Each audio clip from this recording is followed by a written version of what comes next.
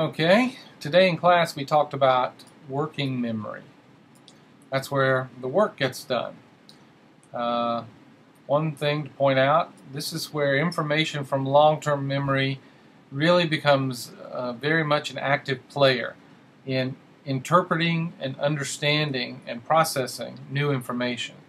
When you're in working memory and you're trying to decode something, understand it, relate it to something, this is where your past experiences, all of which are stored in long-term memory, come into play, and they affect the way that you process and interpret and understand new information. Remember, I said that the information doesn't just flow one direction.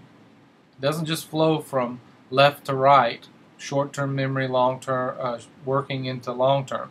It also flows the other way too, as old information moves from right to left and influences how new information is interpreted and processed.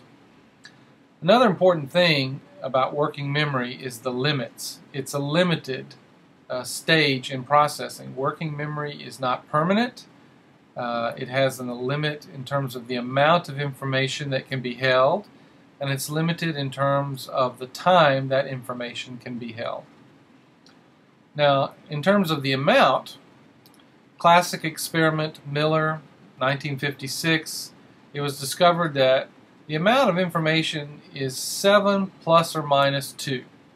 So somewhere from 5 to 9. And this is bits of information. This is, for example, what Miller did was he had subjects listen to a series of numbers, digits, 12 to 15, more sometimes. And then he would ask them to immediately list as many as they could remember. And he found that the average was 7 plus or minus 2. That's about what you can hold normally in long-term memory. However, further experiments and research showed that what is a bit of information? This idea of a bit of information can vary in size and nature. You can have a situation where you have a series of letters or words.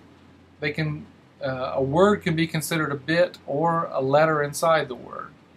It just kind of depends on how the information chunks together or groups together meaningfully. Working memory can be increased in terms of its efficiency, its effectiveness, through creating larger bits, making the bit size larger. This process is called chunking. An example of this would be to look at this series of letters here. If I ask you to remember all of these, you probably wouldn't be able to do that. That's about, 15, 16 letters? Oh, actually more than that, probably closer to 20. Okay, so you'd have trouble remembering those, but if we were to break those up into smaller chunks, like JFK, FBI, AIDS, NASA, and MIT. So up here you've got, let's say, 20 bits of information.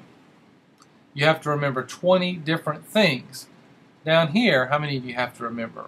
1, 2, 3, 4, 5. Now you only have to remember 5 bits of information. Is it easier to remember 20 things, or is it easier to remember 5 things? Obviously it's easier to remember 5 things. So this is a way to improve the capacity of working memory by chunking bits of information together and making larger bits.